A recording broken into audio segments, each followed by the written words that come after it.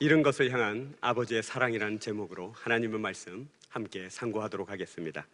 1983년 6월부터 11월까지 우리나라 텔레비전 방송에 전 세계에서 유례가 없는 프로그램을 방영한 적이 있습니다. 바로 이산 가족을 찾습니다 라는 방송이었습니다. 한국전쟁 당시 헤어졌던 가족이 남쪽으로 피신을 왔으나 서로 뿔뿔이 흩어져서 만나지 못하다가 30년이 지난 후에야 방송을 통해서 많은 가족들이 자기 가족을 찾는 것을 그 당시 우리가 텔레비전으로 보았습니다. 거기에 이런 사연이 방송된 적이 있습니다. 한 남매가 30년 만에 만났는데 오빠는 허씨이고 동생은 김씨인 것입니다. 오빠가 동생을 끌어안고 울면서 하는 말이 너는 허씨인데 네 성도 모르고 30년을 김씨로 살았냐 하며 우는 장면이 전국에 방송되어서 많은 사람들이 눈물을 흘리며 그것을 보았습니다. 물론 기억이 안 나시겠지만 그때 많이 눈물 흘렸다고 기억은 저는 납니다만 그때 그 오빠는 사실 대전에 살고 있었고 서울에 살고 있었고 그 동생은 제주에 살고 있었습니다. 두 사람은 원래 만날 수가 없었다 합니다. 왜냐하면 그 이산가족 찾으러 나왔을 때 이름표를 그 동생이 김씨 이름을 달고 나왔기 때문입니다. 그래서 오빠가 방송을 보는데 김씨니까 무심코 봤답니다. 그냥 눈에 보이는 대로 김씨구나. 그런데 그때 카메라맨이 실수해서 그 얼굴을 과도하게 클로즈업해서 당겨서 본 겁니다. 그때 오빠가 그 얼굴에서 자기 엄마 얼굴을 본 거예요. 이상하다 해서 연락을 해서 오빠는 서울에서 대전으로, 동생은 제주에서 대전으로 와서 대전 KBS, 기억나시죠? 여기까지는 말씀을 드렸는데 대전 KBS에서 만나서 따져보니 온우인 것입니다. 그래서 부둥켜 알고 울면서 자기들이 어떻게 살아왔는지 이야기를 나누는 장면을 길게 보여주는데 참 감동적이었습니다. 만일 그때 그 오빠가 눈에 보이는 대로 그냥 김씨구나 하고 지나가고 그 얼굴에서 보여지는 엄마의 얼굴을 보지 못했다면 아마 두 사람은 아직도 헤어져 있을지 모릅니다. 우리가 바로 그러합니다. 우리가 예수 그리스도를 믿고 하나님의 자녀가 되어 이제 천국 백성이 되고 이제 살아보니까 한 가지 깨달은 것이 있습니다. 눈에 보이는 것이 전부가 아니라는 것입니다. 심지어 눈에 보이는 것이 우리를 속이고 있다는 것을 우리가 깨닫게 되었습니다. 믿음이란 눈에 보이는 것을 믿는 것이 아니라 보이지 않는 것을 믿는다는 것을 우리가 알게 되었습니다. 믿음은 바라는 것들의 실상이요 보이지 않는 것들의 증거다. 이 마음을 품고 눈에 보이지 않는 것으로 눈에 보이는 것을 판단하는 믿음을 우리가 갖게 되었습니다. 눈에 보이지 않는 하나님의 법이 세상의 법을 다스리고 있음을 믿으시기 바랍니다. 눈에 보이지 않는 천국이 눈에 보이는 이 세상을 다스리고 있음을 믿으시기 바랍니다. 눈에 보이지 않는 하나님의 권능과 권력이 이 세상의 눈에 보이는 모든 권력을 통치하고 있음을 믿으시길 바랍니다. 눈에 보이는 것으로 우리가 걱정하고 근심할 것이 아니라 두려워하고 근심할 것이 아니라 눈에 보이지 아니하는 바 하나님의 도우심이 나를 인도하실 것이라 믿고 일어나 전진하는 믿음 가지시기를 주의 이름으로 축복합니다. 그렇다면 보이지 않는 것으로 보이는 것을 판단하는 기준을 삼는다 했는데 그것이 무엇이겠습니까? 보이지 않는 것이 보이는 것을 다스린다 했는데 그것이 무슨 말이겠습니까? 오늘 어떤 사람이 양을 100마리 키우고 있습니다. 그런데 한 마리가 사라진 것이에요. 매번 이 말씀을 읽을 때마다 개인적으로 궁금한 것이 있습니다. 어찌 알았을까요? 어떻게 그렇게 금방 알았을까? 주인이었나 봐요. 돈 받고 양을 치는 자가 아니라 내 양이었나 봐요. 바로 알았나 봐요. 그럼 우리 생각에 무엇이 먼저 드냐면 당연하게 찾으러 가야죠. 그러나 찾으러 가는 것은 마음이고 어떻게 해야 됩니까? 가장 먼저 할 일은 99마리를 잘 챙겨놔야지요. 양 한 마리가 없어졌다는 생각 들고 쫓아가면 99마리는 어떻게 합니까? 근데 이 주인은요, 양 한 마리 찾으러 가면서 99마리의 양을 들에 버려두고 되어 있습니다. 이 본문에 나오는 주인을 볼 때 이 당시 사람들도 그리고 우리도 이상한 생각이 듭니다. 양을 찾으러 나가는데 그건 이해가 된다 이거예요. 근데 99마리를 왜 들에 그냥 버려두고 가지예요? 그리고 듣기를 우리가 이 생각을 하게 됩니다. 아니 그럴 사람이 어디 있나? 바보 아니야? 한 마리 찾으러 가는 거 이해하는데 99마리는 왜 버리고 가? 그러다 다 잊어버리면 어쩌려고 그래? 그런데 이 이야기는 계속되어집니다. 주인은 고생 끝에 그 한 마리 잃은 양을 찾았어요. 양 키우는 것을 보신 분은 아실 텐데 저는 감사하게도 양 키우는 걸 아주 옆에서 자주 보았습니다. 양떼를 치는 목자가 양을 찾으면 양을 어떻게 찾아오냐면 그 목자가 갖고 있는 긴 지팡이가 있어요. 지팡이 끝이 이렇게 동그랗게 휘어져 있습니다. 물음표처럼. 그럼 양을 찾으면요, 그걸로 냅다 목을 걸어가지고요, 질질 끌고 와요. 말을 탄 목자면요, 막 말을 타고 가다 그 잃은 양을 찾으면요, 그걸로 탁 목을 걸어서 질질 끌고 가요. 시편 23편에 여호와는 나의 목자시니 주의 지팡이와 나를 막대기와 지팡이가 나를 안위하신, 보호하신다는 말이 그리 낭만적인 게 아니에요. 그걸 보고 우리는 감사해요 그러는데 그렇지 않습니다. 질질 끌려가는 겁니다. 그 지팡이에 걸려서 목이 걸려서 캑캑거리면서 양이 끌려가는 장면을 수없이 봤습니다. 호주의 목동들은 말을 타고 다니는데 냅다 걸어가지고 이거 질질질 끌고 가는데 양이 사지를 바둥거리면서 캑캑거리면서 이렇게 끌려가는 장면을 봤습니다. 주의 지팡이와 막대기가 우리를 안위하실 것입니다. 그런데 이 이야기의 목자는 어떻게 했냐면 잃은 양을 찾자 그것을 어깨에 둘러매고 온다 이거예요. 이거를 보는 사람들이 이상한 거예요. 아니 그 양이 뭘 했다고? 길 잃어버렸지, 무리에서 떠났지, 자기가 원하는 거 가다가 잃어버린 거 아니야. 뭐 나라를 구하러 갔어. 그거 찾으면요 어떻게 해야 돼요? 두들겨 패야죠. 그걸 어떻게 살려둡니까? 그냥 두들겨 패서 다시는 도망 못 가게, 다시는 딴지 못하게 어떻게 해요? 냅다 걸어가지고 질질질 끌고 가야죠. 주의 지팡이와 막대기가 우리를 안위하시도록. 그러고 끌고 가는데 이상한 거예요. 그래서 이 사람들은 모여가지고 이상해진 거예요. 근데 더 이상한 점이 있습니다.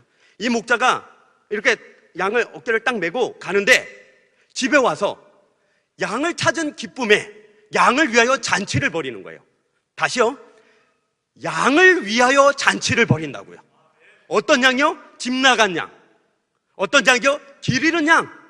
어떤 양이요? 잊어버렸던 그 양을 찾은 기쁨에 그 양을 위하여 잔치를 벌이는 거예요. 사람들이 보기에 이건 너무 이상한 거예요. 그럼 뭘 했다고? 뭘 잘했다고? 그 양을 위하여 잔치를 벌이냐? 그거예요. 사람들은 당연히 생각하겠죠. 그 당시 사람들도 우리들도 그 양이 받을 건 뭐예요? 벌이죠. 벌 받아 마땅하지 않습니까? 혼이 나야죠. 근데 예수님은요, 그 잃은 양을 어깨에 둘러매고 와서 기쁨으로 그 양을 위하여 잔치를 벌였다 되어 있는 것입니다. 사람들이 생각하기를 이건 대단히 이상한 것입니다. 아니 한 마리 찾았으면 이제 본전 아닌가? 그런데 잔치를 벌이면 지금부터는 손해예요. 그죠? 한 마리 거저 생겨도 잔치를 벌이면 몇 마리 양값이 들어가는데, 아니 이렇다가 찾았으니까 본전인데 지금부터 잔치를 하면 무조건 손해인데 왜 저런 짓을 할까? 하고 쳐다보고 있는 것입니다. 아무리 생각해도 계산이 맞지가 않는 거예요. 경제 논리 안 맞아요. 우리도 이 말씀을 대놓고 보니까 이 말씀이 우리에게 뭐라고 얘기하냐면 이렇게 얘기해요. 대놓고 계산하지 마라, 대놓고 손해봐라, 대놓고 생각하지 마라, 대놓고 따라와라. 그러니 우리도 이 말씀을 대할 때 이상한 거예요. 그렇다면 예수님은 왜 이런 상식을 벗어나고 계산이 되지 않는 이야기를 하고 계실까요? 지금 예수님 앞에 나와 있는 사람들이 누구냐면 눈에 보이는 바대로, 성경의 말씀대로 안목의 정욕, 이생의 자랑, 자기 탐심을 따라 사는 자들이 눈에 보이는 대로 인생의 가치와 목적과 길을 정해놓고 그것이 옳다고 주장하는 자들에게 지금 예수님이 눈에 보이지 아니하는 바 길이요 진리요 생명이 따로 있어서 너희가 살고자 하면 이 길을 따르고 만일 너희가 그 길을 따르면 너희들은 죽을 것이다. 즉 눈에 보이는 대로 살지 말고 눈에 보이지 아니하는 바 하나님의 나라를 믿고 살아라, 이 얘기를 하려고 하시는 거예요. 지금 예수님 앞에 나와 있는 자들이 누구입니까? 누가복음 15장 1절로 2절에 이렇게 되어 있습니다. 모든 세리와 죄인들이 말씀을 들으러 가까이 나아오니 바리새인과 서기관들이 수군거려 이르되 이 사람이 죄인을 영접하고 음식을 같이 먹는다 하더라요. 지금 예수님 앞에는 두 부류의 사람이 나와 있습니다.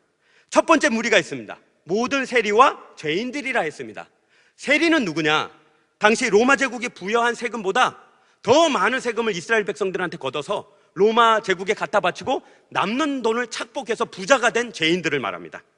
이스라엘 사람들은 그들을 매국노로 정하고 아예 상종을 안 했어요. 말도 안 하고 밥도 안 먹고 같이 얘기도 안 했습니다. 또한 죄인들이라고 그랬는데 이 단어를 자세히 보면 자신이 죄인 된 것이 드러나는 자들이에요. 어쩔 수 없이 드러나는 자들이 다 되어 있는데 바로 문둥병 환자, 한센병 환자 같은 성경의 율법이 정한 죄인들이에요. 그리고 또 실수해서 남의 것을 훔치고 때린 자들을 죄인이라고 여기 나와 있는데, 이스라엘 백성들은 이렇게 얘기했습니다.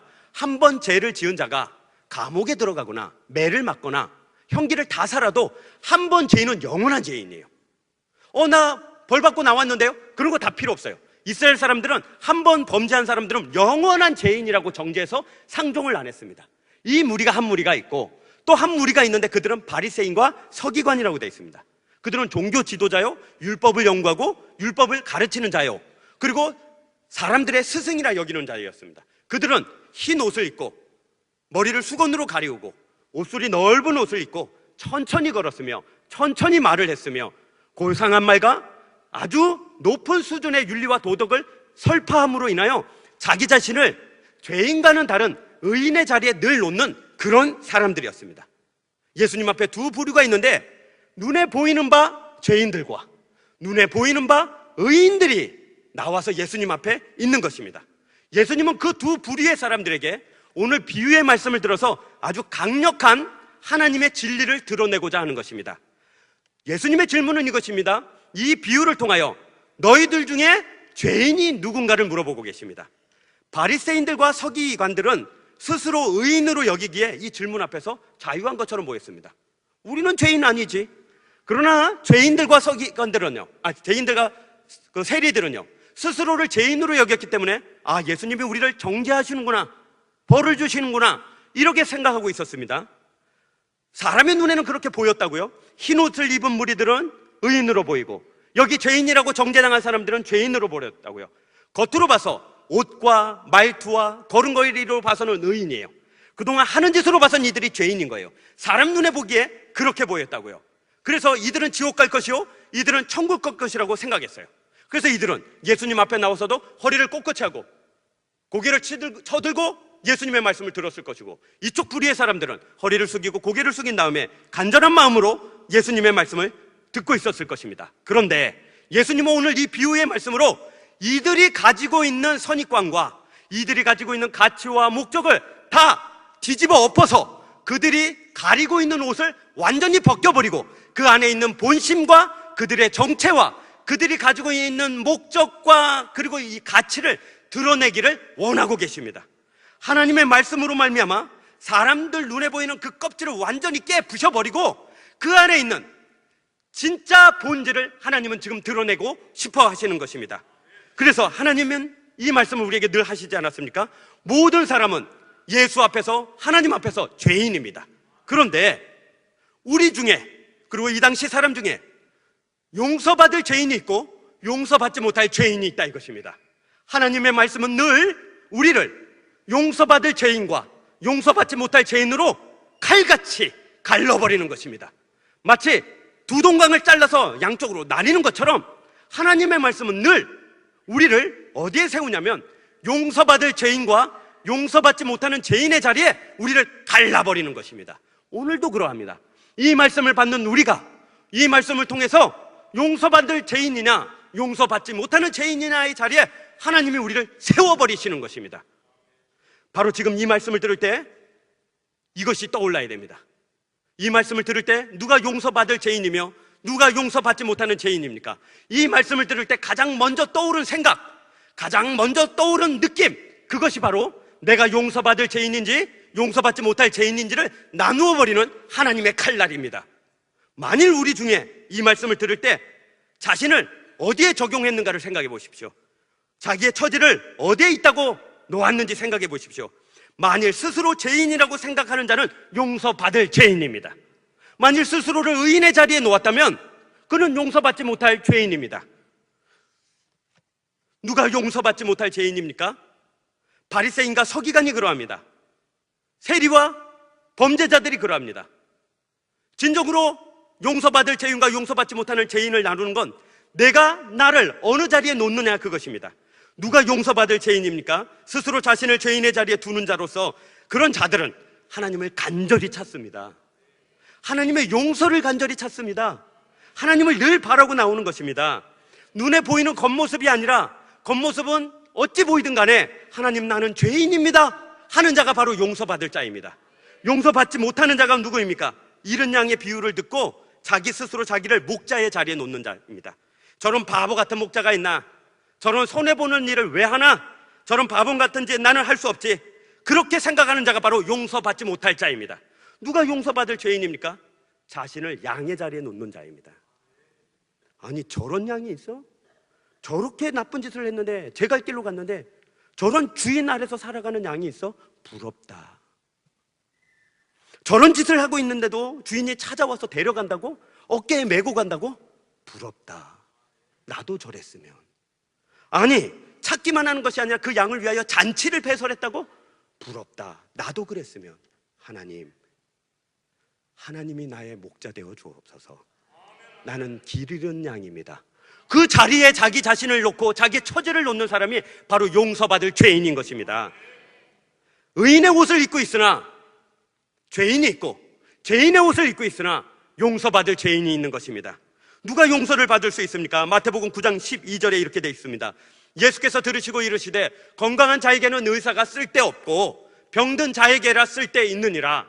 너희는 가서 내가 긍휼을 원하고 제사를 원하지 아니하노라 하신 뜻이 무엇인지 배우라. 나는 의인을 부르러 온 것이 아니요 죄인을 부르러 왔노라 하시니라입니다. 오늘 우리가 어느 자리에 나 자신을 놓았습니까?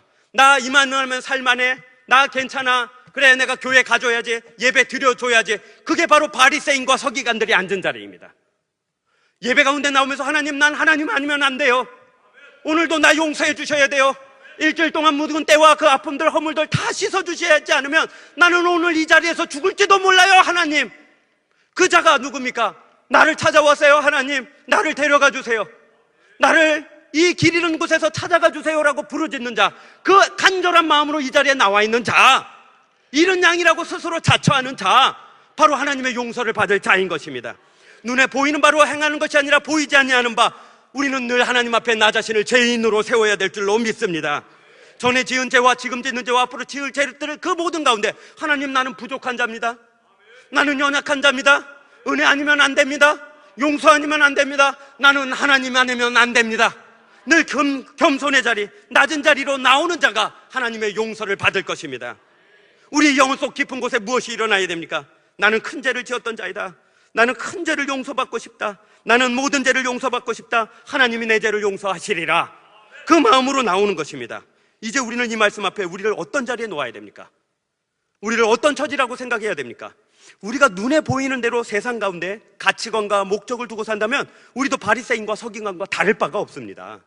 우리가 만약 눈에 보이지 아니하지만 하나님의 법에 죄인을 부르시고 죄인을 용서하시는 하나님의 법에 순종해서 나는 죄인입니다 하고 나오면 하나님의 은혜로 말미암아 우리가 회복될 줄로 믿습니다. 세상이 혼란할수록 우리는 세상을 바라보지 않고 겸손의 자리로 가야 됩니다.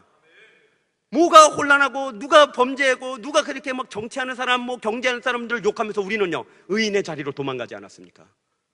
범죄한 자들을 손가락질하면서 저 나쁜 놈 이래놓고 우리는 마치 그 일을 안 한 사람처럼 의인의 자리로 도망가지 않았습니까? 시험에 들고 쓰러져 아파하고 힘들어하는 사람을 정죄하면서 기도 안 해서 그래! 그러면서 우리는 마치 내가 의인인 것처럼 이쪽으로 도망가지 않았습니까? 그리고 하나님 앞에서 나는 마치 의인인 것처럼 용서받지 못합니다. 우리가 늘 내 죄인된 것과 내 부족한 것과 내 연약한 것이 이곳에서 드러나기를 강구해야 됩니다. 내가 쌓아놓은 모든 것들이 다 사라져버리고 하나님 앞에 난 그저 부족한 자요, 연약한 자요, 죄인임이 드러나서 나는 하나님의 은혜 아니면 그 용서함 아니면 안 됩니다라는 말을 할 수 있는 자, 그 자로 이 자리에서 발견되어져야 되는 것입니다. 하나님은 우리에게 말씀하셨습니다. 낮은 곳으로 임하신다 하셨습니다. 근데 우리가 낮은 곳에 없어요. 하나님은 겸손한 자의 자리에 앉으신다 했습니다. 그러나 우리는 교만한 자리에 있으니 하나님을 만날 수가 없는 것입니다. 하나님은 스스로 겸비하고 하나님을 찾는 자에게 나타난다 약속하셨는데 우리는요 이만하면 됐다, 난 저 방법 이 사람 찾아가리라 그러니 도저히 하나님을 만나지를 못하는 것입니다. 나를 간절히 찾는 자가 나를 찾을 것이요 나를 간절히 바라는 자가 나를 만날 것이라. 우리가 그 마음으로 이 자리에 나오기를 주의 이름으로 축복합니다.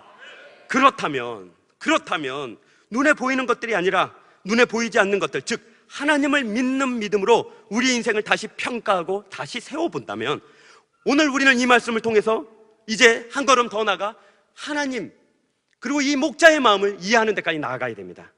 잃어버린 양을 향한 이 목자의 마음을 이해하실 수 있겠습니까? 이 급한 마음을 이해하실 수 있겠습니까?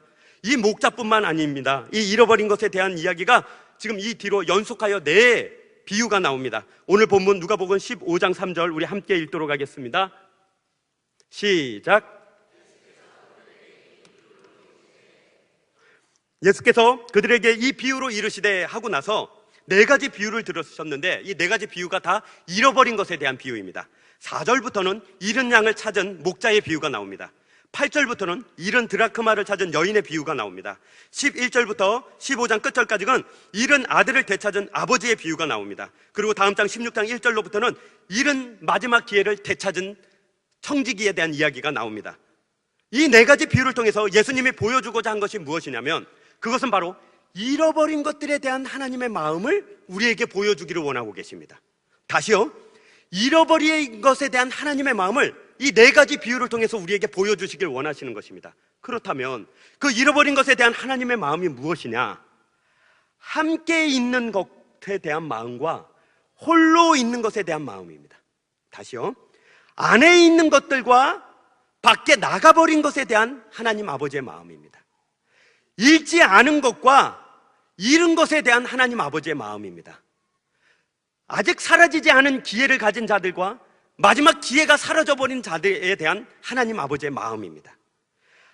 다시요, 함께 있는 99마리의 양과 홀로 있는 한 마리 양에 대한 하나님 아버지의 마음, 같이 있는 내가 갖고 있는 9 드라크마와 잃어버린 1 드라크마에 대한 아버지 하나님의 마음, 집에 있는 큰 아들과 집을 나가버린 작은 아들에 대한 하나님 아버지의 마음, 기회를 갖고 있는 사람들과 마지막 기회가 사라져버린 사람에 대한 하나님 아버지의 마음, 그것이 바로 오늘 우리가 알아야 되는 아버지 하나님의 잃어버린 것에 대한 마음이에요. 이제 이를 통해서 우리 하나님의 마음이 어디로 향해 있는지, 뭐에 쏠려 있는지를 우리가 정확하게 알 수 있습니다. 하나님 아버지의 마음은 바로 잃어버린 하나에 쏟아져가 있어요. 잊어버린 하나를 향하여 하나님의 마음이 온통 쏠려져 있다고요. 하나님은 홀로 있는 것에 대하여 마음을 주고 계시다고요. 하나님은 그 홀로 있는 것을 사랑하신다고요. 바로 하나님의 마음은 이 잃어버린 것들, 홀로 있는 것에 마음이 다 가 계신 거예요. 로뎀나무 아래서 홀로 죽기를 바라며 있는 선지자 엘리야에게 7,000명을 놔두고 그 홀로 있는 엘리야를 찾아가는 하나님이세요. 남편도 자기 마음을 이해 못하고, 선지자도 이해를 못하고, 사사도 자기 마음을 못 이해하기에 울면서 술 취한 여자처럼 쓰러져가지고 회막문에 엎드려 있을 때 그 한나를 찾아가신 것이 하나님이세요. 적들을 피해서 굴로 도망갔더니 적들이 굴까지 쫓아와서 그 앞에서 잠을 자고 있을 때, 굴 속에서 혼자 이제 나가면 죽겠구나 할 때 하나님이 거미를 보내서 거미줄을 치시사 그들이 더 이상 들어오지 않게 하실 때 그 굴 속 깊은 곳에서 홀로 남아있던 다윗에게 하나님이 찾아오신 거예요. 그게 우리예요. 하나님은 홀로 있는 자를 찾아가셔요. 너희들은 길가에서 기도하지 마라. 사람 보는 데서 기도하지 마라. 너희는 은밀한 골방에 들어가서 기도해라. 은밀한 중에 계시는 하나님께 은밀하게 기도해라. 그러면 은밀한 하나님이 너희들에게 은밀하게 응답하시리라. 왜요? 은밀하게 홀로 있기 때문이에요. 그게 바로 우리예요. 설거지를 하다가 기운이 빠져서 식구들이 볼까봐 이 싱크대를 붙잡고 울고 혼자 있는 그 사람을 찾아가는 게 하나님이세요. 암이라는 판정을 받았는데 식구들한테 말하면 놀랄까봐 말 못하고 집에 들어와서 그냥 침대에 누워서 나 피곤해하고 누웠는데 그냥 허물어져서 울 수밖에 없는 그 홀로 누운 침상에 하나님이 찾아가시기를 즐거워하신다니까요. 이게 모든 것이 무너져가지고 사람도 떠나고 아무것도 떠나서 이제는 어찌할 못해서 오늘 마지막 출근이라고 저한테 말한 분이 있거든요. 그분이 그러더라고요. 통근버스 타고 집에 오는데 여기서 내리면 다시 이 회사에 출근 못하는데 집에는 말 못하고 운전사가 내리라고 그러는데 다리에 힘이 없어서 그 통근버스 앞에 있는 의자를 붙잡고 하나님 나 어떻게 해요? 울 때 하나님이 그 사람을 찾아간다니까요. 우리가 다 그러지 않았습니까? 집에 들어가서 주차장에 세워놓고 들어가서 문 열고 들어가면 자기 안에 자기 새끼 있으니까 그걸 못 보니까 내가 이제 들어가면 어떡하지? 그래서 내리지도 못하고 그 운전대를 붙잡고 운날 하나님이 그때 우리를 찾아오시는 것이에요. 홀로 있는 자를 찾아가시는 하나님, 홀로 있는 자를 사랑하시는 하나님, 홀로 있는 자를 하나님은 너무나도 사랑하시는 것입니다. 잃어버린 것들, 그 잃어버리지 않는 것들과의 사이에서 하나님은 우리에게 늘 말씀하시는데 이렇게 말씀하십니다. 누가복음 15장 31절로 32절에 아버지가 이르되 너는 항상 나와 함께 있으니 내 것이 다 내 것이로되 이 내 동생은 죽었다가 살아났으며 내가 잃었다가 얻었기로 우리가 즐거워하고 기뻐하는 것이 마땅하다 하니라. 제가 어렸을 때 일입니다. 저는 5형제 중에 막내예요. 저희 아버지는 살아계실 때 유학, 옛날 성리학을 공부하신 분이었습니다. 늘 우리를 앉혀놓고 천자문을 외우도록 했습니다. 그리고 아버지 서탁 위에는 회초리가 놓여져 있었어요. 그리고 그 서탁 위에 그 치부책이 있었습니다. 무슨 치부책이냐면 우리 막내 아들이 맨날 며칠이나 무슨 잘못을 했다 이렇게 적어놓고 까먹을까봐 그 회초리를 들고 한 달에 한두 번 때리시는 거예요. 토요일 날 저녁에. 저는 토요일 날 저녁이 즐겁지 않아요, 아직도. 근데 그 회초리가 무엇이었냐면 물풀의 나무 아십니까? 물풀의 나무는 꺾이거나 부러지는 법이 없어요. 낭낭낭낭해가지고 휘청휘청해서 이렇게 휘두르면 휙 소리가 납니다. 그래서 아버지가 걷어라, 그리고 아버지 침목에, 나무 침목에 올라가면 걷어라, 그러면 휙 짝 퍽 피가 났어요. 그리고 맞아가지고 밤에 누워있으면 아버지가 오셔서 괜히 미안한 막 하니까 거기다가 벌을 또 주셨는데 그 터진 종아리에 안티프라민을 발라주셨어요. 2번 죽이셨어요. 그러고 늘 있었는데 하루는 큰 사고가 일어났어요. 사건이 일어난 거예요. 큰형이 집을 나간 거예요. 편지 한 장 써두고 아버지 내가 서울에 가서 크게 성공해서 돈 많이 벌어서 돌아올게요. 그리고 가출을 해버린 거예요. 혼자 가출한 것이 아니라 집에 계시던 큰 동과 함께 가셨어요. 그걸 우리는 이제 난리가 난 거예요.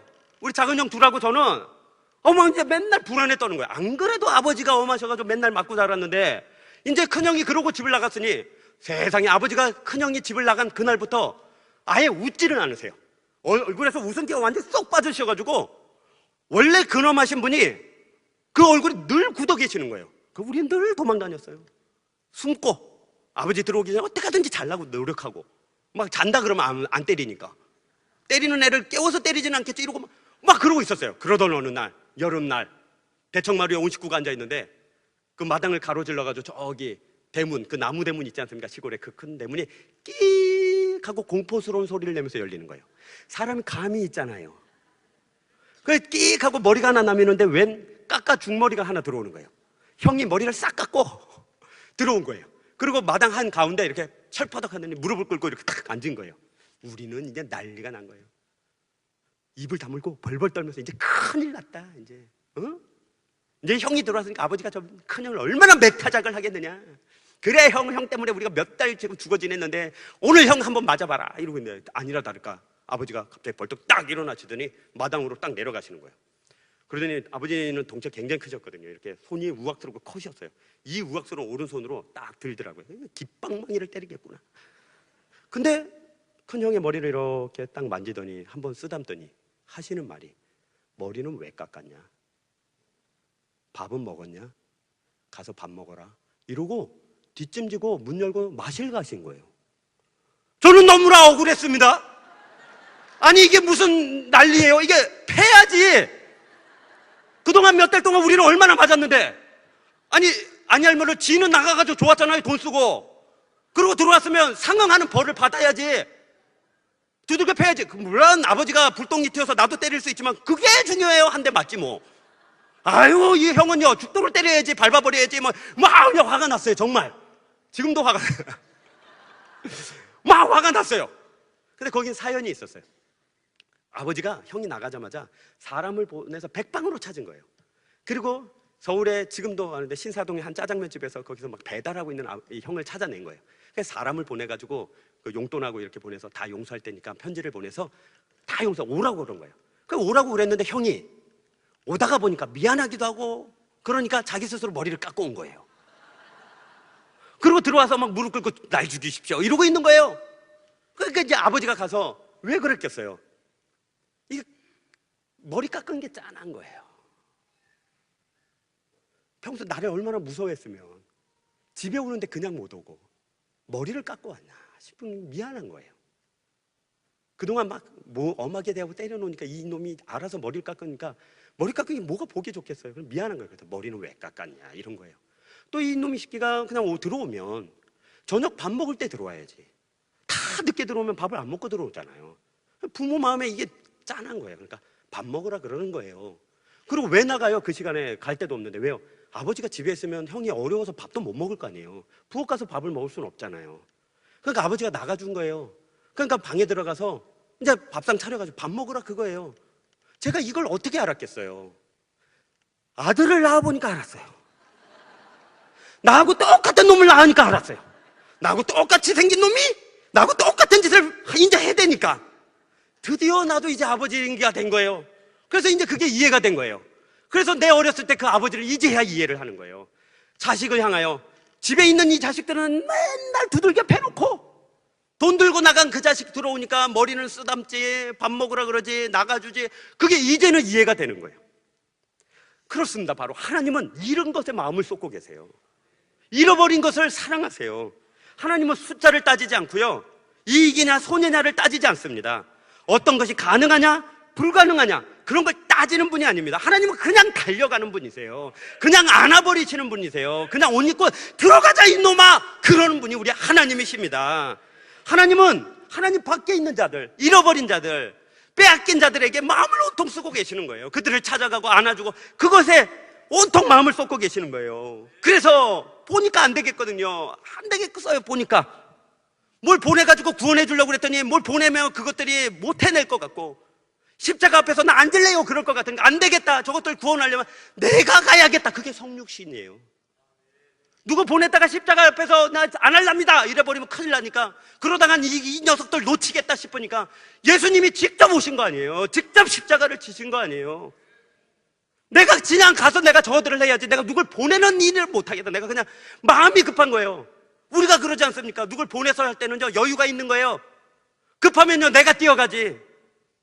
하나님이 그렇게 급하게 우리에게 오셔서 우리를 구원해 주신 것입니다.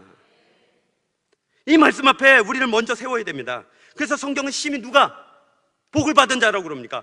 의에 줄이고 목마른 자가 복이 있다 그렇습니다. 왜요? 의를 잊어버렸거든요. 그래도 줄이고 목마르거든요. 그래서 하나님의 의를 구하거든요. 그러니 그가 복이 있는 자입니다. 가난한 자가 복이 있다잖아요. 왜요?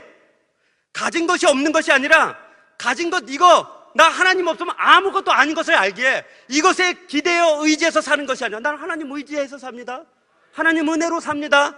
난 가난한 자예요. 그러니 복이 있는 거예요. 왜 애통하는 자가 복이 있습니까? 날 쳐다보니까 안 되겠거든요. 날 보니까 안 되는 거예요. 뭘 할 줄 아나, 뭘 알기를 아나, 뭐 거룩하게 사나, 뭐 의롭게 사나, 늘 죄인인 거예요. 나를 보니까 애통하죠. 서럽죠. 그러니까 주님 앞에 나와서 하나님 나 안 될 것 같아요. 하나님 차라리 그냥 죽이시든지 왜 살려가지고 죄짓게 해요?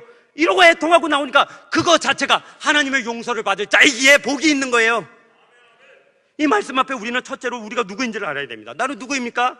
먼저는요, 우린 잃은 양입니다. 나 때문에 예수님이 십자가 지셨다. 나는 그런 죄인이다. 나는 그 죄인됨을 잊을 수 없다. 그래서 나는 길 없는 길을 걷던 자인데 주님이 내 길 대주셨다. 나는 아무것도 확실한 것이 없는 불확실한 인생을 살던 불안한 자였는데 하나님이 내 진리가 되어주셔서 나 이제 하나님을 깨달은 자가 되었다. 나는 영원한 저주 가운데 죽음으로 확정된 지옥 갈 수밖에 없는 자였는데 주님이 내 생명이 되어주셨다예요. 그래서 우리는 이제 고백하죠. 주님은 길이요 진리요 생명이니 주님으로 말미암지 않고는 나는 하나님께로 갈 수가 없다. 이렇게 요한복음 14장 6절에 고백하는 것입니다. 우리 모두가 하나님이 찾으시는 이런 양이기를 주의 이름으로 축복합니다. 그러나 분명히 기억해야 될 것이 있습니다. 하나님이 이런 양을 기뻐한 것이 아니라 이런 양을 찾은 것을 기뻐하셨습니다. 죄의 자리에 머물러서는 안 됩니다.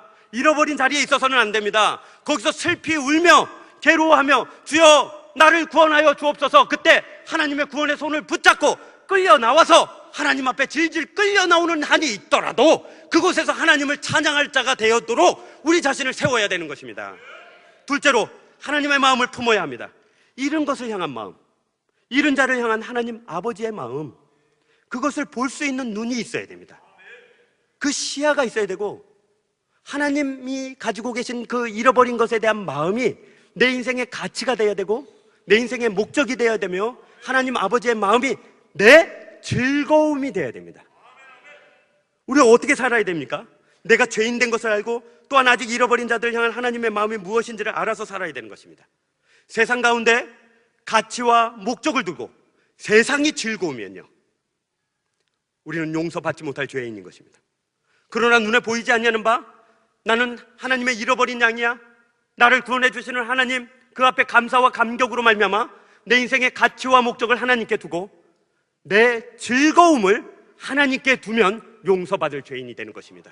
그래서 하나님은 우리를 어디로 부르시냐면, 내가 죄인 된 것을 알고 또한 아직 잃어버린 자들을 향한 하나님 마음으로 살라고 부르시는데, 그 사는 것, 어떻게 사는 것이 하나님 마음으로 사는 것입니까? 바로 함께 하는 것입니다. 다시 한번 강조합니다. 함께 하는 것입니다. 예수님이 이 네 가지 비유를 들어 말씀하실 때 그 말씀을 듣는 이 회중들, 우리 말고 바리새인들과 서기관, 그리고 세리와 죄인들이 어떻게 예수님과 이 말씀을 들었냐면, 2000년 당시로 돌아가 보면 우리처럼 앉아서 가만히 말씀을 듣는 것이 아니라 그 당시는 주고받았습니다. 예수님이 크게 소리쳐서 그렇지 아니하냐 물어보면 회중들은 예 그렇습니다, 혹은 아니요 그렇지 않습니다, 이렇게 대답을 했던 것입니다. 이 네 가지 비유가 그렇게 되어 있습니다. 첫 번째, 예수님이 이렇게 질문하십니다. 여러분, 내 집에 와서 내 벗과 이웃과 불러 모으고 말하되 나와 함께 즐기자, 나의 잃은 양을 찾아내었노라. 그러면 회중들은 어떻게 대답한다고요? 예 그렇습니다, 함께 하겠습니다, 그랬던 것입니다. 또요, 예수님이 찾아낸 즉 벗과 이웃을 불러 모으고 말하되 나와 함께 즐기자, 잃은 드라크마를 찾아내었노라 할 때 회중들은요, 예 제가 함께 즐기겠습니다, 함께 하겠습니다, 이렇게 대답하는 겁니다. 또요, 예수님이 그리고 살찐 송아지를 끌어다가 잡으라, 우리가 먹고 즐기자 할 때 우리가 마음으로 대답하는 것입니다. 예 제가 함께 즐기겠습니다 하는 것입니다. 다시요, 또 주인이 이 옳지 않은 청지기가 이를 지혜 있게 하였으므로 칭찬하니, 이때 예 마지막 기회를 주시는 것이 합당하고 저도 마지막 기회 잡기를 원하나이다, 함께 하겠습니다 하고 나가는 것입니다. 그런데 바리새인과 서기관들은 그렇지 않았다고요. 바리새인과 서기관들은 자기들을 그들과 구별했다고요. 함께하지 않았다고요. 어떻게 구별했습니까? 16장 14절에 이렇게 되어 있습니다. 바리새인들은 돈을 좋아하는 자들이라 이 모든 것을 듣고 비웃거늘 되어 있습니다. 도대체 죄인들을 용서하는 것도 싫고 그런 죄인들을 위해서 자기의 소유를 쓰는 것은 더더욱 싫었던 것입니다. 그저 예수님이 바리새인과 자기 서기관들을 그냥 인정해 주길 바랬어요. 잘한다 칭찬하길 바랬어요. 그들의 이익과 명예를 지켜주기를 바란 거예요. 너 잘한다, 너 잘한다, 그냥 그렇게 살아라, 복 줄게, 이러기를 바랬던 거예요. 그들은 하나님이 잃어버린 영혼에 대한 마음을 어떻게 가지고 계신지에 대해서는 전혀 관심이 없었던 거예요. 그냥 내 먹고 사는 것만 잘 되기를 늘 바랬던 거예요. 그냥 복 주세요, 그러면 나 그냥 잘 살게요, 이러고 있었던 거예요. 자신들이 이 생활을 유지하기를 바랬던 거예요. 그런 자들에게 예수님은 아주 통렬하게 비판을 하십니다. 누가복음 16장 15절에 이렇게 얘기합니다. 예수께서 이르시되 너희는 사람 앞에서 스스로 옳다 하는 자들이나 너희 마음을 하나님께서 아시나니 사람 중에 높임을 받는 그것은 하나님 앞에 미움을 받는 그것이라요. 스스로 의롭다고 스스로 다른 사람과 함께하지 않고 구별하는 자는요, 어떻게 해요? 하나님의 미움을 받는 자더라, 이것입니다. 바리새인들과 서기관들의 율법을 지키는 것도 자기의 의로움, 옳다함을 드러내기 위한 것이니 하나님이 그들을 옳다하지 않고 틀렸다라고 말씀하시겠다, 이것입니다. 그러나 이제 예수님이 이 똑같은 말씀을 바리새인과 서기관에게 물어봤던 말씀을 우리에게 물어보는 것입니다. 너희들은 어떠냐입니다. 너희들은 어떠냐? 너는 구원받았느냐? 하나님의 자녀가 되었느냐? 교회의 일원이 되었느냐? 그리고 하나님의 복을 받고 사느냐? 내 마음이 즐겁기를 원하느냐? 내가 원하는 바가 이루어지길 원하느냐? 그렇다면 너는 하나님의 마음으로 살고 있냐? 네 탐심과 욕심으로 살고 있느냐? 물어보시는 것입니다. 똑같은 질문을 우리에게 그대로 하고 계시는 것입니다. 우리 마음속에 하나님의 마음이 있어서 함께 모이게 하고 함께 즐거워하고 함께 잔치를 하며 함께 탕감을 받아서 모두가 함께 즐거워하는 자리에 나도 즐거움으로 동참하고 있는가 물어보는 것입니다. 너는 함께 즐길 수 있는가? 이것이 예수님이 우리에게 물어보는 것입니다. 아이고 유치해. 저 믿는 사람들이 하는 거 유치해서 나는 같이 못해. 아이고 나는 저들 하는 거 이해를 할 수가 없어. 아이고 하나님이 어디 있어? 라고 하고 있는지, 혹은 그냥 대충 믿자, 조금 믿자, 광신이야, 그렇게까지는 할 필요 없어, 주일만 지키면 되는 거지, 그 다음 뭐 하나님 우리 사랑하신다며, 우리 다 해주신다며, 천국 주신다며, 그냥 거기까지만 하자, 이러고 있는지. 다시 묻습니다. 너희가 누구를 죄인이라 하느냐? 전에는 너희가 죄인이지 않았느냐? 너희가 돌아올 때 하늘의 천사와 하나님이 기뻐하지 않았느냐? 너희는 그 일에 기뻐할 수 있느냐? 물어보고 계시는 것입니다. 우리가 어떠했습니까? 시험에 든 자를 믿음이 약하다 무시하고 재앙을 만난 사람을 무서워서 피하는 그런 자가 바로 저 같은 자들입니다. 저 같은 자에게 하나님이 말씀하시는 것입니다. 시험에 든 자를 비난하고 재앙을 받은 사람을 무서워해서 피하는 나에게 하나님이 말씀하시는 것입니다. 무서워하지 말라. 두려워하지 말라. 내가 그 시험 든 자와 함께하고 있다. 내가 그 재앙 받은 자와 함께하고 있다. 너도 나와 함께 그에게 가서 함께하자. 부르고 계시는 거예요. 크게 부하고 성공한 것처럼 보이는 사람 앞에서는 작아져 버리는 나, 그러나 나보다 못해 보이고 세상 가운데 초라해 보이는 사람 앞에서는 커져 버리는 나, 그런 나에게 하나님이 말씀하시는 거예요. 너 그러지 마라. 너 약한 데서 나의 강함이 드러나며 너의 부족한 데서 나의 풍성함이 드러나지 아니하냐. 너는 사람을 무서워하지 마라. 사람을 두려워하지 마라. 또 사람을 무시하지 마라. 왜요? 내가 그들과 함께하고 있다. 네가 나와 함께 그들과 함께 해야 되는 것이다 하고 우리를 부르시는 거예요. 죄를 지어 심히 애통하는 자에게 찾아가 오히려 정죄하고 아픔을 더해주는 이 어리석은 나에게 주님은 말씀하시는 거예요. 얘야, 나는 죄인을 찾으러 왔다. 네가 정죄한 그 죄인과 내가 함께하고 있다. 나와 함께 가서 그를 회복시키자. 그를 다시 세우자. 그를 돌이켜 데려오자 말씀해 주시는 것입니다. 그리고 주님은 다시 한번 우리를 초청하는데 어느 자리로 초청하냐면 너는 나를 따르라 하시고 세상의 오해와 세상의 공격을 함께 받자 하십니다. 그게 복입니다. 그것이 무엇입니까? 이것입니다. 누가복음 15장 2절에 이렇게 되어 있습니다. 바리새인과 서기관들이 수군거려 이르되 이 사람이 죄인을 영접하고 음식을 같이 먹는다 하더라입니다. 이 말씀을 통해서 주님이 어디로 가셨는지를 보여주시죠. 함께 못할 것 같은 사람에게 예수님이 가신 거예요. 세상이 손가락질하는 사람, 그와 함께하면 나도 손가락질 받을 수밖에 없는 사람에게 예수님이 가신 거예요. 우리가 보니까, 집사님 죄송한데 아멘 안 하셔도 됩니다. 우리가 보니까 내가 저들과 함께 있으면 나도 재앙받을 것 같은 사람에게 간 거예요. 내가 함께하면 나도 저들 중에 하나이지, 너도 초라하고 너도 이상한 놈이구나 하는 자들에게 간 거예요. 우리가 가서 함께하면 비난받을 자리에 그곳에 예수님이 가신 거예요. 왜 우리가 예수님을 만나지 못하죠? 왜 우리가 하나님의 역사를 체험하지 못하죠? 하나님의 아니 계신 곳에 있기 때문이에요. 하나님의 아니 계신, 함께하지 않는 자들과 다니기 때문이에요. 하나님이 일하지 않는 일들의 가운데에 있기 때문에 우리는 도무지 하나님을 찾으나 하나님을 만날 수 없으며 하나님께 부르짖으나 하나님이 응답하지 아니하시며 하나님을 알길 원하나 하나님 우리에게 나타난 바 되지 아니하시는 것입니다. 그래서 그 사람들에게 우리를 이렇게 초청을, 너는 그들과 함께 먹을 수 있느냐? 그들과 함께 영접할 수 있겠어? 나와 함께 물어보시는 거예요. 부끄러운 고백이지만 저는 중학교 2학년, 3학년 때로 기억나는데 저희 시골 동네에서 한 6km 떨어진 데는 음성 나한자촌이 있었습니다. 나한자촌은, 음성 나한자촌은 전염이 되지는 않아요. 그렇지만 12살에서 한 15살 사이에 발병해요. 그 전에 똑같아요. 몰라요. 그래서 같은 학교를 다녀요. 초등학교도 같이 다니고 중학교도 같이 다니던 친구가, 수환이라는 친구가 있었는데 그 친구가 우리하고 이렇게 배구를 하는데 손가락이 뒤로 다 꺾여버린 거예요. 근데 몰라요. 뛰는데 손가락이 덜렁거리는데 몰라요. 그래서 야, 너! 그리고 그 다음날부터 못 만났어요. 바로 격리돼요. 그 마을로 들어가서 그 안에 있는 곳에서 이제 닭을 키우면서 평생 살아야 돼요. 그 전까지는 정말 친하게 잘 지냈거든요. 그리고 이제 주일학교를 갔죠. 주일학교 거기 우리 교회, 그 교회도 같이 다녔거든요. 근데 주일학교 그 선생님이 우리한테 하루는 갑자기 공과 공부를 안 하고 가자!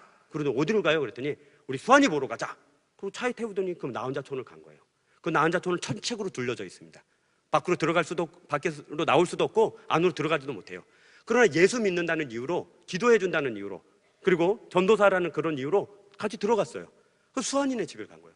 부끄럽지만 저는 너무 두려웠고 무서웠어요. 싫었어요. 그 들어가는데 그 문 앞에서 그 문이 탁 열리더니 수환이 엄마가 막 뛰어나오는 거예요. 아이고 수환이 친구 왔어 막 이러고 오는 거예요. 시골에서 자란 분들은 다 아시겠지만 친구 엄마는 우리 엄마예요. 그냥 저도 중학교 때 뭐 초등학교 생각해보면 집에서 잔 적이 별로 없었어요. 누구네 집에 가서 자고 또 누구는 우리 집에 와서 자고. 그리고 당당했어요. 그냥 문 걷어차고 들어서 어머니 밥 주세요 그러면 아이 이놈의 새끼들 니네 집에 가서 밥 먹지 이러면서 한 상 차려줘요. 늘 그랬어요. 시골은 그냥 다 같이 그랬어요. 시골에선 아들 친구는요 아들이에요. 그럼 얼마나 반가웠겠어요. 그 엄마가 문을 벌컥 열고 왔어 이러고 뛰어나오는 거예요. 그런데 그 손을 못 잡는데 그 선생님 손을 톡 잡더라고요. 그 어머니는 손가락이 하나도 없어요. 그냥 이래요. 근데 이런 손을 잡는 거예요. 그래서 엄마 빨리 기도해주고 가지. 선생님은 왜 저래? 막 이랬는데 그 수원이 엄마가 청청병력 같은 말을 하는 거예요. 밥 먹고 가라. 그래서 내가 이래약 다물고 선생님을 향해 온갖 텔레파시를 다 보냈어요. 그냥 갑시다. 그냥 가요. 근데 그 선생님이 밝은 얼굴로 그래요 어머니 하고 얘들아 들어가자 하고 방 안에 앉았는데 못 견디겠는 거예요. 나가고 싶은 거예요. 도망가고 싶은 거예요. 막 그런 거예요. 그 밥상이 딱 차려져 나왔어요. 밥상이 차려져 나왔는데 우리가 막 연락하고 막 그렇게 간 건 아니니까 그 앞에서 연락하고 들어간 거니까 그 막 밥상이 차려져 나오는데 뭐 금방 한 게 없잖아요. 막 금방 해야 되잖아요. 막 하는데 반찬이 없다 보니까 죄송합니다. 그 어머니가 콩나물을 삶아가지고 그걸 들고 저기 그 양쟁이에 담아가지고 고춧가루 뿌려가지고 그걸 우리 앞에서 막 무치면서 어떻게 반찬이 없는데 이거라도 먹자 이러고 손가락이 없어요. 그 이렇게 다 녹아버린 손가락으로 막 그걸 이렇게 묻히면서 이거라도 먹어 이러는데 그래도 여러분이 아는 것처럼 제가 꽤 괜찮은 사람이거든요. 근데 그 순간 웃을 수가 없어요. 죄송한 얘기인데 수환이가 옆에 있는데 수환이는 얼굴이 까매져가지고 고개를 숙이고 말도 안 하고 있어요. 이게 부끄러운 거예요. 싫은 거예요. 자기 엄마가 저러는 게 너무 싫은 거예요. 그냥 보내지. 왜 여기서 자기 친구들한테 자기 모습을 보여주는지도 이해를 못하는 거예요. 근데 그 순간 우리 선생님, 우리 주일학교 선생님, 저는 TV를 사랑을 싣고 하면 그 선생님 찾으려고요. 저에게 정말 큰 영향을 미친 분이에요. 저 어릴 때 제 신앙의 기초를 잡아준 분이에요. 그 선생님 얼굴이 환해지더니 맛있겠다 그러면서 젓가락으로 푹 뜨더니 그걸 입에 넣고 우적우적 씹어서 너희들도 먹어 이러면서 우리에게 권하는데 정말 그 얼굴에 천사를 봤어요. 천사를. 물론 먹지는 못했어요. 부끄럽게도 저는 하얀 쌀밥, 죄송합니다. 하얀 쌀밥이니까 그거는 뭐 괜찮을 것 같더라고요. 그래서 밥알만 깨작깨작 밥알 세다가 급하게 빨리 가자고 그래가지고 나와서 집에 와서 죄송합니다 막 씻으면서 뭔가 음성 나은 작전인데도 뭔가 묻어왔을까봐 전염됐을까봐 그런 거예요. 지금도 부끄럽습니다. 근데 그곳에 주님이 계시는 거예요. 거기서 주님이 앉아서 웃고 계시는 거예요. 그걸 묻혀낼 때 주님이 얼마나 좋았겠어요. 우리의 식탁에 늘 동참하신다고 되어 있잖아요. 거기 앉으셔서 그 선생님이 기쁨으로 맛있겠다 이러고 젓갈로 한 줄 떠서 이렇게 입에 넣을 때 그 얼굴을 바라볼 때 난 그분이 주님 같아요. 그 얼굴 표정이 주님 같아요. 함께 하는 거예요. 함께 먹는 거고요. 함께 찾아가서 함께 하는 거예요. 그걸 자리에서 주님이 계신 듯한 그 모습을 보고 저는 그 이후 지금도 잊지를 못해요. 그 장면을. 수환이가 가는데 손을 내밀지 못하고 손이 없어졌으니까 손가락이 없어졌으니까 이렇게 주머니 안에 손을 넣고 저를 보면서 저거 정말 친했거든요. 그러면서 이렇게 놓고 정보가 그러는데 제가 뒤를 못 돌아봤어요. 정말 죄송합니다. 뒤를 돌아보면 이게 기억에 남을 것 같아서 그래도 몇 번 부르는데도 그걸 못 봤어요. 철책 밖으로 막 뛰다시피 해가지고 차를 타고 왔어요. 이 부르심 안에 예수님의 부르심이 있습니다. 이런 것을 가지고 우리는 따지잖아요. 이런 것을 가지고 여러 가지 계산을 하잖아요. 그것이 효율적인지를 보잖아요. 그렇지 않다는 것입니다. 한 마리 양을 찾았다고 잔치를 벌이면 돈이 얼마나 드는지 하면서 경제 논리로밖에는 따지를 못하는 그런 부족한 게 우리예요. 한 드라크마를 찾았다고 잔치를 벌이면 돈을 얼마나 써야 되냐고, 그게 실용적이냐고, 합리적이냐고, 이성적이냐고, 그 말밖에 못하는 부족한 게 우리예요. 방탕하게 돈을 쓴 아들이 빈털터리로 돌아왔는데 살찐 송아지를 잡는다고 열받아 하는 거예요. 짜증나는 거예요. 심지어 덤비기까지 하는 거예요. 누가 은혜 받고 누가 능력 받았다, 누가 근데 그 전에 한 짓도 있는데 왜 그런 걸 하나님은 주실까, 못 참아내는 게 우리인 거예요. 그들은 정말 다른 사람과 함께 기뻐하거나 다른 사람이 기뻐하는 것을 보고 싶지 않은 그런 바리새인과 서기관의 자리에 가버리는 거예요. 우리는 돌아와야 됩니다. 왜요? 우리가 그 자리에 있었기 때문입니다. 지금도 그 자리에 있는 사람들에게 하나님이 우리에게 요구하시는 바는 무엇입니까? 나와 함께 가자 이거예요. 세리와 죄인들을 영접하고 함께 먹으라 해요. 우리끼리 모여 앉아서 우리끼리 좋다 그러는 것은 바리새인과 서기관에 불과한 거예요. 우리끼리 의롭다, 우리끼리 천국 가자 그런 건 하나님의 원하심이 아니에요. 나가야 되고 찾아야 되고 그들과 함께 하는 거, 그게 하나님의 원하시는 말씀입니다. 이것은 도무지 할 수 없는 일임에도, 또 생각할 수 없는 일임에도 하나님 우리에게 요구하시는 것입니다. 그들과 함께 기뻐하고 그들과 함께 할 수 있는 것, 그것만 생각하고 나가자, 하나님이 우리에게 요구하시는 것입니다. 오해받고 있는 사람이 있잖아요. 모두가 손가락질하는 사람이 있잖아요. 함께하면 한 부류라고 말하는 그 사람들 있잖아요. 우리가 아니라 저들이라고 말하는 그 사람들 있잖아요. 왜 저러고 사는지 몰라? 도무지 저 사람 이해할 수 없는 그런 사람이야 라고 한 그 사람이 잃은 양이에요. 그 사람에게 우리가 찾아가라고 주님이 우리를 초청하시는 것입니다. 아무도 찾아가지 않는 사람이 있습니까? 아무도 위로하지 않는 사람이 있습니까? 아무도 함께하지 않는 사람이 있습니까? 우리가 그랬잖아요. 한 입을 덮고 자는 남편도 나를 이해하지 못하고, 내 자식들도 나를 모르고, 부모도 형제자매도 나를 아무도 모를 때, 나 혼자 울 수밖에 없을 때, 나 혼자 오해받고 그저 사람들이 나를 벌레처럼 여기고 쓰러지는 담벼락처럼 여겨서 나를 피해서 숨을 때, 하나님이 우리를 찾아오신 거예요. 내가 너를 사랑하노라. 너는 내 것이라. 너는 두려워하지 말라. 놀라지 말라. 무서워하지 말라. 너는 내 것이라. 그래서 오늘 우리가 이 자리에 앉아 있는 거예요. 그리고 하나님은요, 어디 가셨습니까? 하나님은 또 잃어버린 자에게 가셔. 그곳에서 우리에게 손짓하는 것입니다. 와라, 이들과 함께 하자라고 부르시는 것입니다. 마태복음에 보면 이렇게 나와 있습니다. 마태복음 우리 7장 7절에 보면 두들려라 돼 있습니다. 왜요? 열어주려고. 구하라 돼 있어요. 왜요? 주려고. 찾으라 돼 있어요. 왜요? 만나 주시려고요. 그래서 9절에 뭐라고 돼 있죠? 아들이 떡을 달라 하는데 돌을 줄 사람이 있냐? 10절에 뭐라고 돼 있죠? 아들이 생선을 달라 하는데 뱀을 줄 자가 있느냐?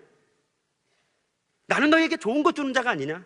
그래서 11절에 난 늘 좋은 것으로 너희에게 주려고 한다 라고 말씀하고 계세요.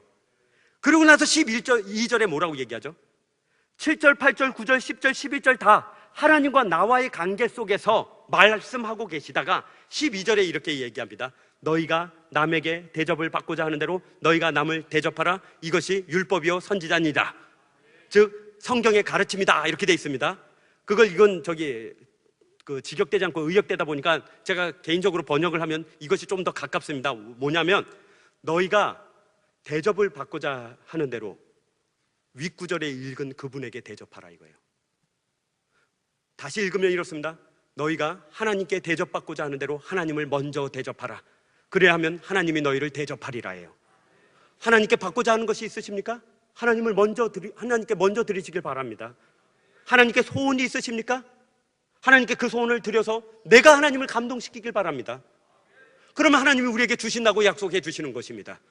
남에게 대접을 받고자가 아닙니다. 이 구절은 실제로 하나님께 대접을 받고자 하는 대로 너희들은 하나님을 먼저 대접하라. 그래야 하면 하나님이 너희를 대접하리라입니다. 그래서 우리에게요 이렇게 말씀하시는 것입니다.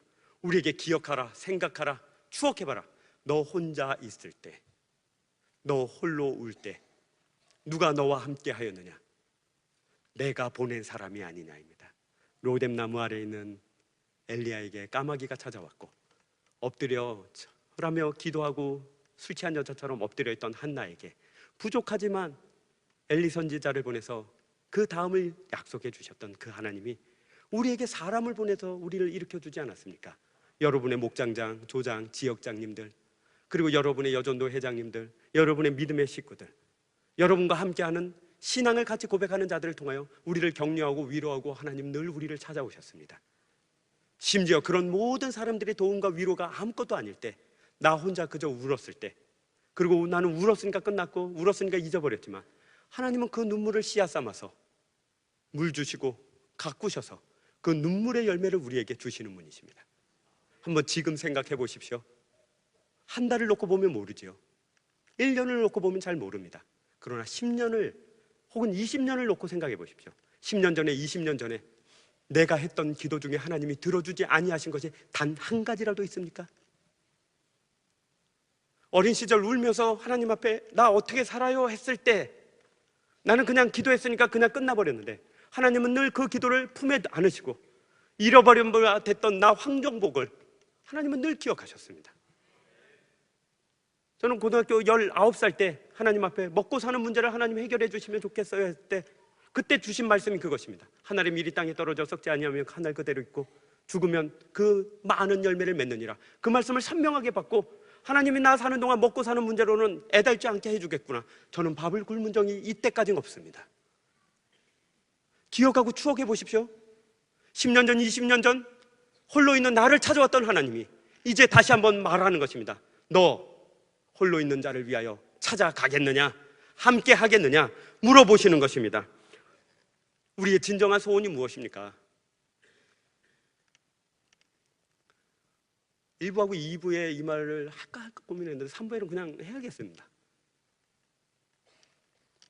정말 우리의 진심이 무엇입니까? 정말 우리의 소원이 무엇입니까? 잘 사는 거요? 그렇죠. 건강한 걸? 그렇습니다. 잘 나가는 건 맞아요.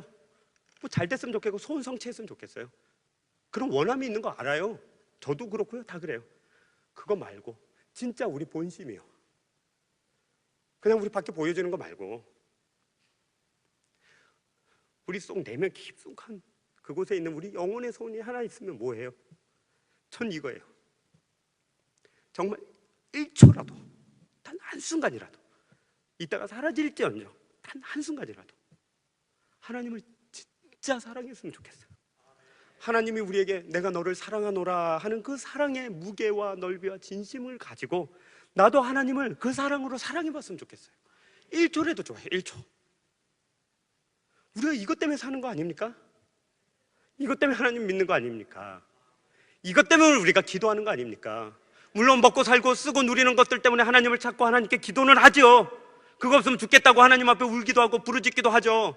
그러나 우리는 하나님의 자녀요, 하나님의 사랑받고 하나님의 이런 양이었습니다.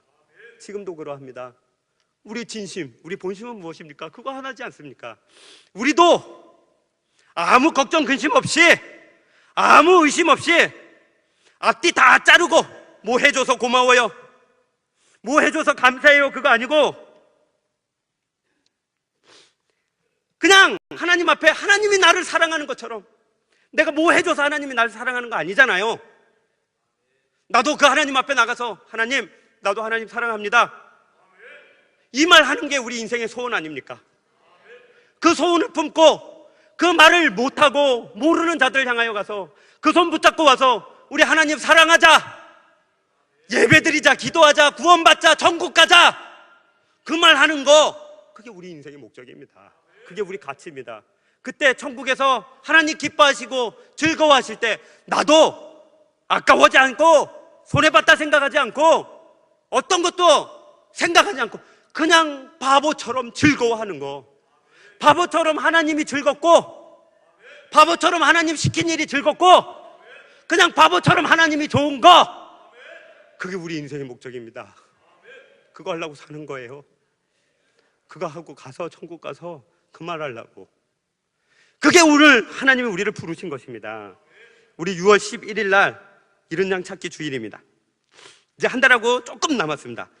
열심히 달려가야 됩니다. 이른 양 찾아가서 함께 하지 않는 자 찾아가서 나와 함께 가자, 가서 하나님을 만나자, 그렇게 되시기를 주의 이름으로 축복합니다. 우리 기도하겠습니다.